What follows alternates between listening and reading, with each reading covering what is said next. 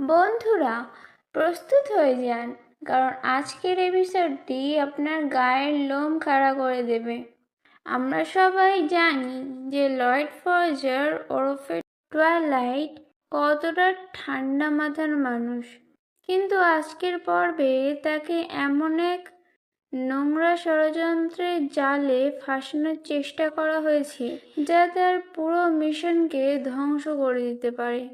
হাসপাতালের ভেতরের পলিটিক্স যখন তুঙ্গে, ঠিক তখনই পর্দার আড়ালে ঘনিয়ে আসছে এক ভয়ঙ্কর অন্ধকার। গল্পের একদিকে যখন লয়েড নিজের অস্তিত্ব টিকিয়ে রাখার লড়াই করছে, অন্যদিকে আমাদের ছোট্ট আনিয়া আর তার বন্ধুরা অজান্তেই পা দিচ্ছে এক বিশাল বিপদের ফাঁদে।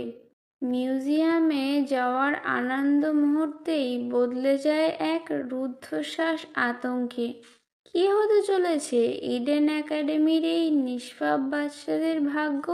লয়েড কি পারবে সময় মতো এই অদৃশ্য শত্রুদের মোকাবিলা করতে? আজকের ভিডিওতে আমরা এই রোমাঞ্চকর এপিসোডটির প্রতিটি মোড় বিস্তারিতভাবে বিশ্লেষণ করব, তাই এক মুহূর্ত মিস না করে পুরো ভিডিওটা দেখতে থাকুন। এপিসোডের শুরুতে আমরা দেখি লয়েড ফর্জের বার্লিন জেনারেল হাসপাতালে একজন দক্ষ মনোরোগ বিশেষজ্ঞ হিসেবে তার দায়িত্ব পালন করছেন। তার আসল পরিচয় টুয়াইলাইট হলেও হাসপাতালের ডাক্তার হিসেবেও সে এখন সবার চোখের মণি। লয়েডের মূল লক্ষ্য ছিল হাসপাতালের প্রভাবশালী ব্যক্তিদের সাথে সুসম্পর্ক তৈরি করা, যাতে সে ডেসমন্ড পরিবারের আরও কাছাকাছি যেতে পারে। লয়েডের এই ক্রমবর্ধমান জনপ্রিয়তা দেখে হাসপাতালের ক্লিনিক্যাল ডিরেক্টর জেরাল্ড গোরি ভীষণ ঈর্ষায়িত হয়ে পড়েন। জেরাল্ড মনে করেন লয়েড আসার পর থেকে তার সম্মান কমে গেছে, তাই সে লয়েডকে সবার সামনে অপদস্থ করার এবং তার কেরিয়ার নষ্ট করার জন্য একের পর এক ষড়যন্ত্র শুরু করে।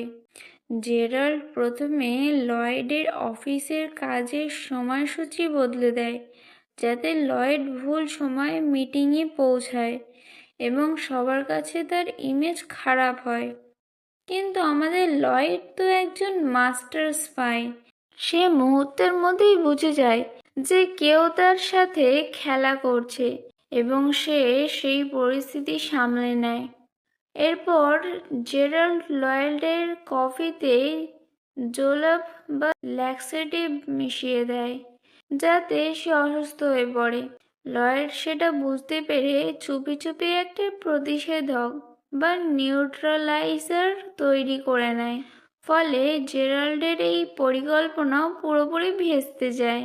হাসপাতালের কর্মীরা যখন দেখে লয়েড চরম প্রতিকূলতাতেও শান্ত থেকে কাজ করছে, তখন তার প্রতি সবার সম্মান আরও বেড়ে যায়।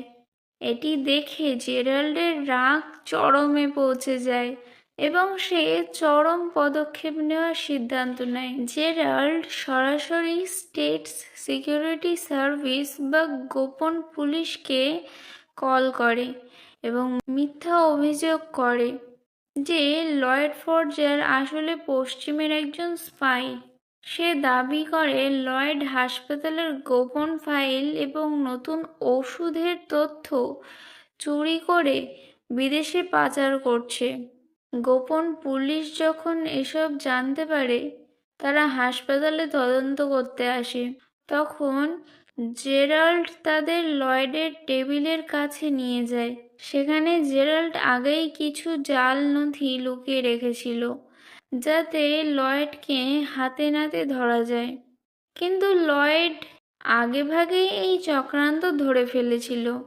লয়েড গোপন পুলিশ অফিসারদের সামনে প্রমাণ করে দেয় যে সে ওই ফাইলগুলো যে টাইপরাইটারে লেখা হয়েছে তা লয়েডের নয়, বরং জেরাল্ডের নিজের পুরানো টাইপরাইটারের ফন্ট। এতে উল্টো জেরাল্ড নিজেই বিপদে পড়ে যায় এবং তার নিজের করা দুর্নীতিগুলো সামনে চলে আসে।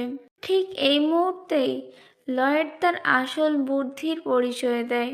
সে বুঝতে পারে জেরাল্ডকে জেলে পাঠালে তার হাসপাতালের কানেকশন নষ্ট হবে, তাই সে জেরাল্ডকে বাঁচানোর অভিনয় শুরু করে এবং দাবি করে যে জেরাল্ড একজন অসাধারণ লিডার।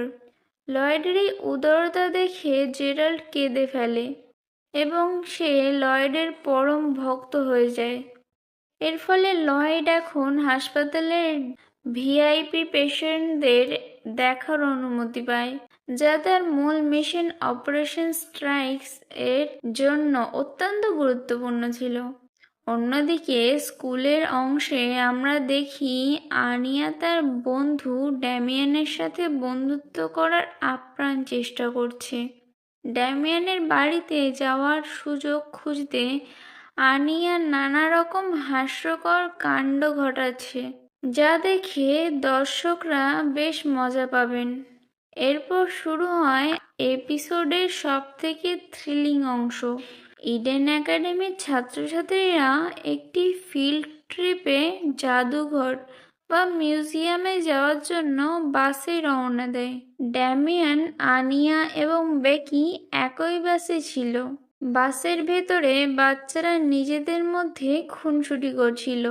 আনিয়া তার প্রিয় পিনাট খাচ্ছিল এবং ড্যামিয়ানকে রাগানোর চেষ্টা করছিল, কিন্তু হঠাৎ করেই বাসের পরিবেশ বদলে যায় যখন তারা লক্ষ্য করে যে বাসটি জাদুঘরের রাস্তা ছেড়ে অন্যদিকে যাচ্ছে। জানা যায় যে রেড সার্কাস নামক একটি কট্টরপন্থী সন্ত্রাসী গোষ্ঠী বাচ্চাদের এই বাসটি হাইজ্যাক করেছে। তাদের নেতা বিল স্কয়ার এই অপারেশনটি পরিচালনা করছে, যাতে তারা সরকারকে চাপে ফেলে তাদের দাবি পূরণ করতে পারে। বাসের ড্রাইভার এবং সাথে থাকা সিকিউরিটি গার্ডকে বন্দি করা হয়। ছোট ছোট বাচ্চারা এই পরিস্থিতির ভয়াবহতা বুঝতে না পারলেও আনিয়া তার মনের কথা পড়ার ক্ষমতা দিয়ে টের পায় যে তারা এক বিশাল বিপদে পড়েছে। বাসটি যখন শহরের বাইরে একটি নির্জন এলাকার দিকে যেতে থাকে, তখন গোপন পুলিশ বাহিনীও সজাগ হয়ে যায়। লয়েড তখনও জানে না যে তার প্রাণপ্রিয় মেয়ে এখন সন্ত্রাসীদের হাতে বন্দী। এপিসোডটি এক চরম উত্তেজনার মুহূর্তে শেষ হয়, যেখানে সন্ত্রাসীরা বাচ্চাদের শান্ত থাকতে বলে এবং বাসটি এক অজানা গন্তব্যের দিকে চলতে থাকে। পরের এপিসোডে হয়তো আমরা দেখব লয়েড কিভাবে এই খবর পায় এবং সে আনিয়াকে বাঁচাতে কি পদক্ষেপ নেয়। তো বন্ধুরা, আজকের এই টানটান উত্তেজনার পর্বটি আপনাদের কেমন লাগলো? আমার কাছে তো লয়েডের সেই মোক্ষম চাল আর জেরাল্ডের ভ্যাবাচেকা খেয়ে যাওয়ার দৃশ্যটা সব থেকে সেরা লেগেছে। কিন্তু গল্পের শেষে যে মোড় আমরা দেখলাম তা সত্যিই চিন্তার বিষয়। আনিয়াদের এই বিপদ থেকে উদ্ধার পাওয়ার পথ এখনো কতটা কঠিন হবে বলে আপনাদের মনে হয়? লয়েড কি তার বাবার পরিচয় নাকি একজন স্পাইয়ের পরিচয় নিয়ে সামনে আসবে? নিজের কমেন্ট বাক্সে অবশ্যই জানাবেন আপনাদের মতামত। দেখা হচ্ছে খুব শীঘ্রই পরের কোনো ধামাকা ভিডিওতে।